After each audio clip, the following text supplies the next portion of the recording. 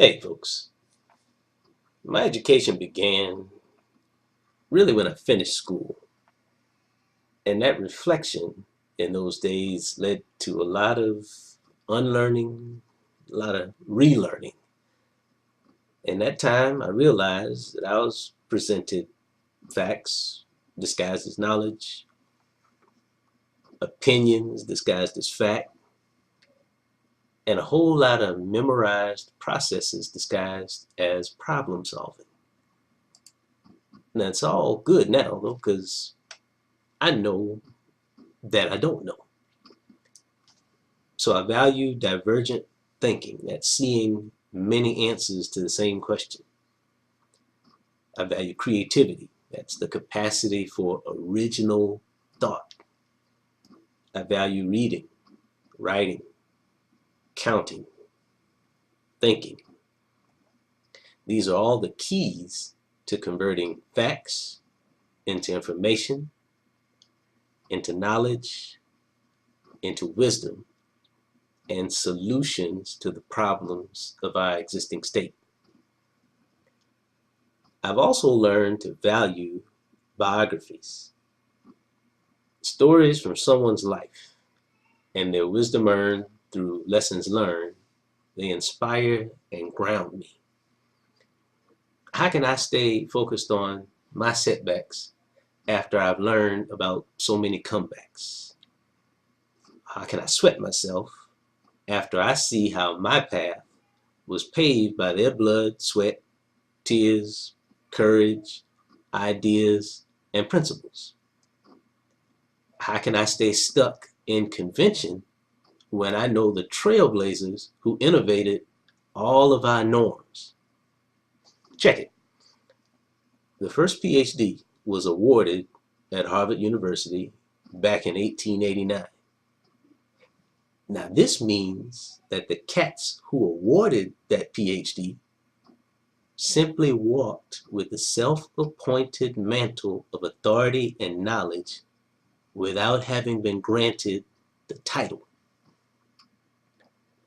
Now, this level of authority is established by a healthy dose of humility, the kind that only comes through trials, tribulations, and then victory, conquering first conceit and then defeat.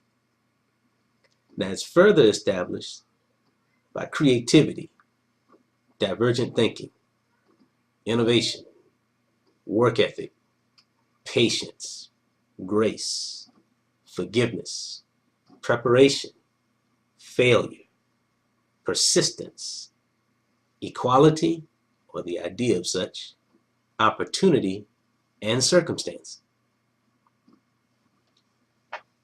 Remember that Dr. Benjamin E. Mays was Martin Luther King's mentor. Now, I bet they learned a lot from each other. Selah. Now, learning their story told me to stop sweating myself about all my mentees.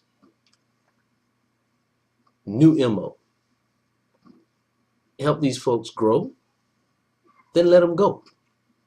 And along the way, let them help you grow. Prepare them, and then accept them as your colleagues. Because if you mentor right, they will probably exceed you. How about this one?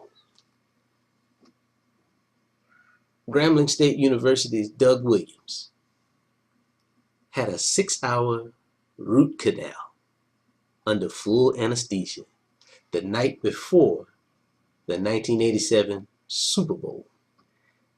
And then he watched his Washington Redskins fall behind John Elway's Denver Broncos 10-0 in the first quarter before the Redskins scored 35 points in the second quarter and were going to win the game 42-10, making Doug Williams the first black quarterback to lead his team to a Super Bowl victory. And then the brother lost his starting job the very next season. Life is a series of peaks and valleys, people, and the struggle is real. I got one more for you. Teacher Jane Elliott conducted an experiment on April the 5th, 1968, with her third grade class in Riceville, Iowa, the great Midwest. And she called it the Brown Eyes, Blue Eyes experiment. Now, the purpose of the exercise was to let her students feel what it was like to be treated as a person of color in the United States. Now, if you're familiar with dates, she conducted this experiment the day after Martin Luther King was assassinated in Memphis. Now, that took empathy, foresight, insight, preparation, and a lot of guts. Now, if you're keeping score about these 3 stories, and I know some of you are, I've talked about 2 black men, 1 white woman, 2 educators, 1 baller. Now, they each have story arcs that intersect around important ideas of teaching, learning, mentoring, mediation, and equality. And they're all connected to the important work of Reverend Dr. Martin Luther King. They're all valuable parts of my history. Because we ain't got much, y'all, but we got exactly what we need. We have principles, ideas, creativity, and work ethic. Now, we are living in some very strange times. I don't have to tell you that. But we've come too far to turn back now. But we have to pay attention to yesterday's lessons that we oversimplify, take for granted, or think of as old and lame. Now, my role in these times is to challenge a special nation, a nation of talkers, squawkers, stalkers, and sleepwalkers,